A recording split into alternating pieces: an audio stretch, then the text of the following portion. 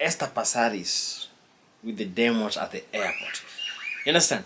Do you remember when you really watched the video? You watched this guy, this kid here, this boy. I'm going to show you here. You watch this boy, and people took these things as a joke.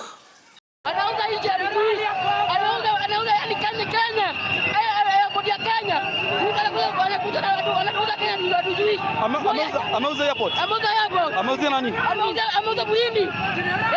Muhindi gani? Sijui kwa Muhindi, lakini huyu mtu alimaana nyumbani. Aende kalale. Mmoja hajauza airport. Mwingine hajauza airport. Nani? Huyo hajauza airport. Kwani anakwenda kuuza airport hapa? Yeye nani? Hatutaki.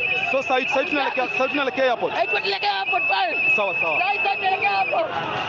You took it as a joke. You never thought that it's going to be something serious, something that will make people to will make over 5,000 people lose their jobs. You understand?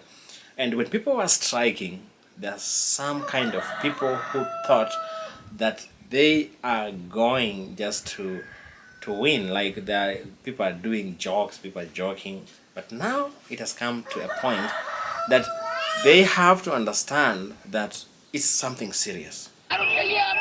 The handing over of the Jomo Kenyatta International Airport to the Indian-based firm Adani Airport Holdings.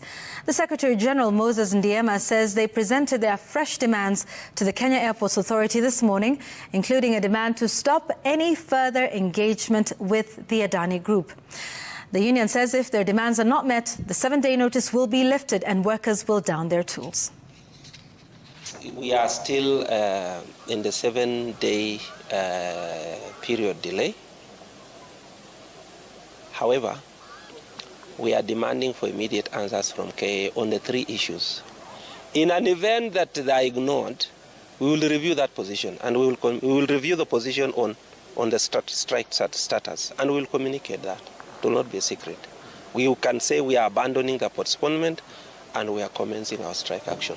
So actually some people thought that it was just a joke, Gen Z thing, and now when their jobs are really threatened, that's when they feel like it's the time to come out. You never knew this. You never knew this. You felt that you are so special. You work you're working at the airport, a place where people like I don't even understand.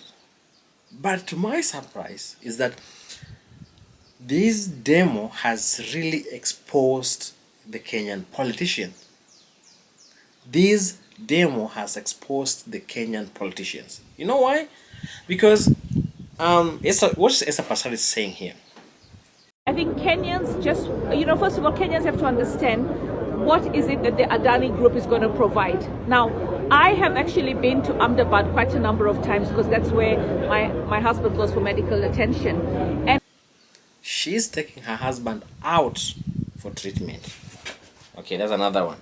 There's also another politician who is going out for treatment.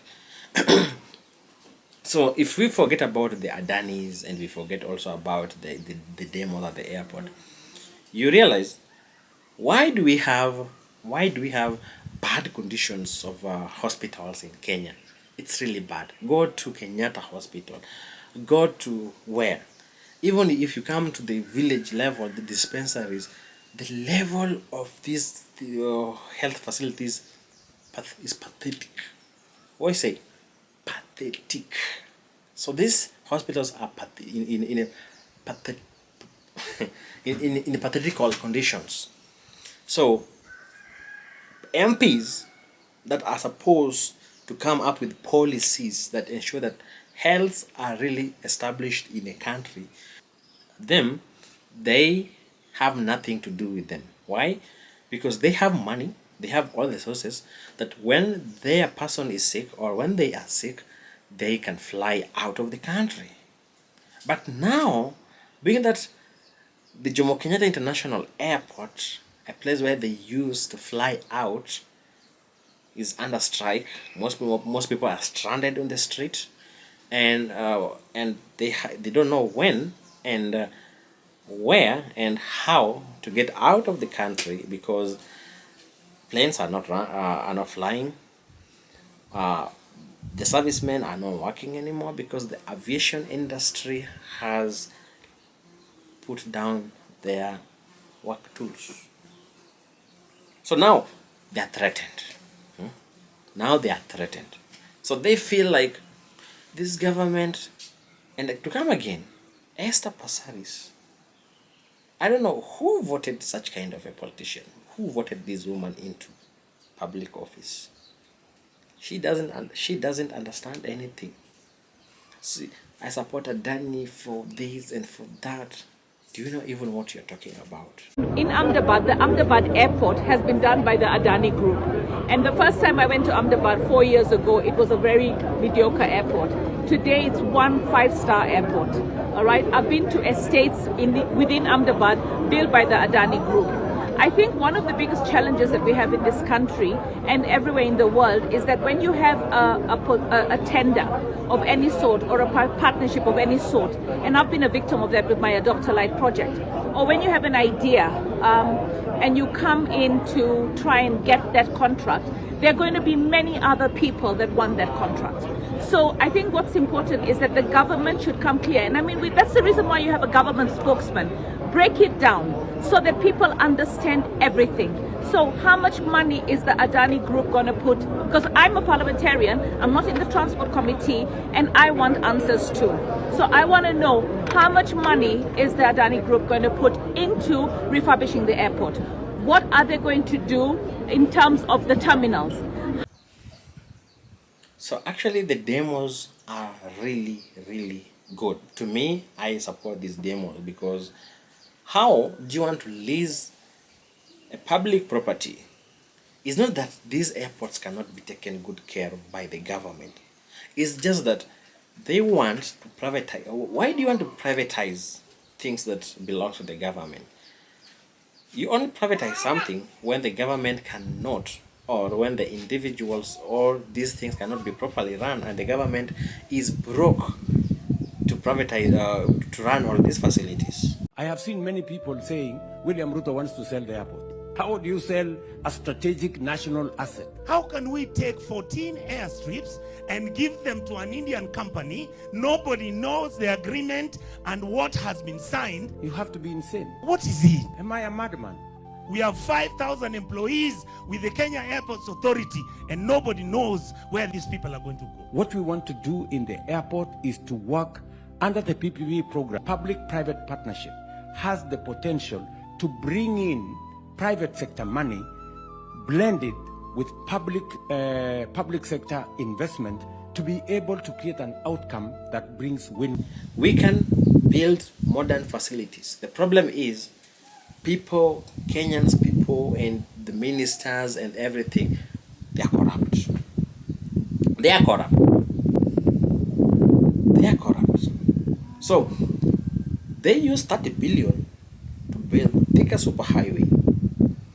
And again, the government borrowed they borrowed 1 trillion to do the construction, to build the stadiums. Everything is stalled. They're not going anywhere.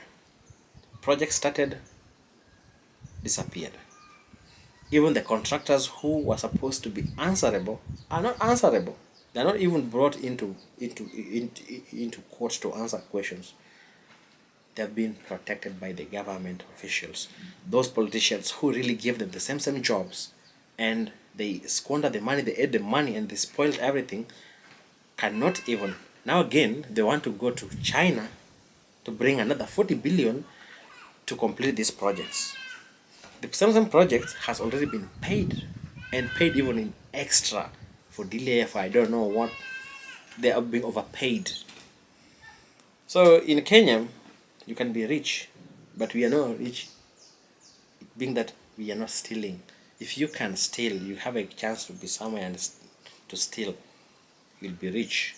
But now, these people are taking us for granted. So what's your thought? Should the government lease the 14 airports? And do you know what to expect when they lease these airports? You find that the managing director, whatever, Indians, they will bring all the Indians because it's an Indian group. They'll bring their people to work here. Now we are in a country we cannot control anything.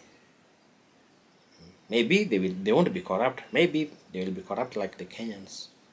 Your Excellency, how can we sell our airports? We must have the right investment for the airport. How can we take 14 airstrips and give them to an Indian company? Nobody knows the agreement and what has been signed. The airport is a strategic government asset, national asset. Let us not buy into fake news. You have to be insane. What is it? Am I a madman? So what's your thought? Should the government lease the airport? Or the government should take good care and build the modern airports in Kenya? What's the... Because I don't even think that the government, they can't